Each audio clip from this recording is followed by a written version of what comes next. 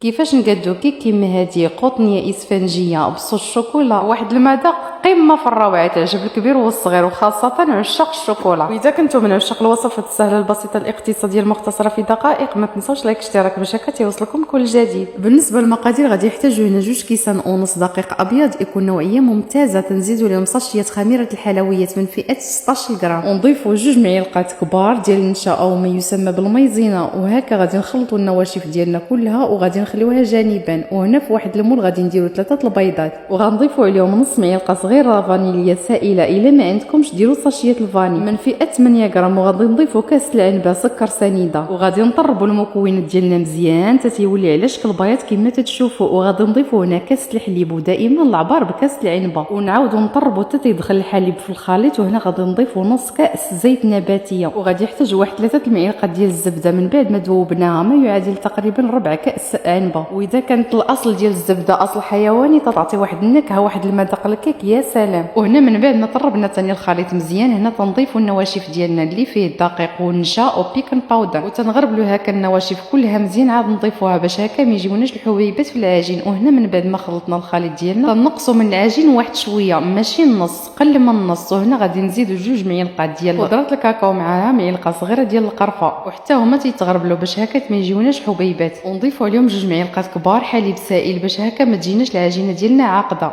من بعد ما تنخلطوه مزيان حتى يولي خليط متجانس، هنا تندهنوا المول ديالنا اللي غادي نديروا فيه الكيك، وتنكبوا هكا العجينه البيضاء هي الاولى، وتنكبوا كميه اللي هي كثيره شي شويه، وعاد تنديروا هكا واحد الخطيه وسط منه بالعجينه البنيه، وعاد تنديروا هكا الطبقه الثالثه فوق من السوداء، وتنعاودوا نكبوا ما تبقى من العجينه السوداء. وهنا تنغطيو كلشي بالعجينه البيضاء، هذه هي الاخرانيه الطبقه الاخيره. وهنا تناخذوا واحد العويد تنمشيو وتنجيو على شكل ملفي، وفي هذه الاثناء تنكونوا سخنا الفران 170 درجه، تنديروها طيب من التحت حتى تطيب، وعاد تشعلوا ليها الوجه ديالها تحمر. وبالنسبه للصوص الشوكولا اللي غادي نديروها هكا من الفوق، تنحتاجوا 100 غرام شوكولا بيضاء. من بعد ما تندوبوها على عافيه اللي تكون متوسطه، تنزيدوا لها 2 معالق حليب وتنحركوا تتولي صوص كما هكا. ونفس المقادير مع نفس الطريقه تنطبقوها هكا في صوص الشوكولا السوداء. 100 غرام شوكولا سوداء تنديروها فوق العافيه تتذوب، وتنضيفوا لها 3 معالق كبار حليب وتنحركوا فيها تتولي صوص كما هكا، وتنمشيو وتنجيو فوق الكيك. وكونوا على يقين هذا الكيك هذا بلا ما تسقيوه تيجي رطب هشيش اسفنجي، وغير بزيك ربع كاس الزبده الحيوانيه تيجي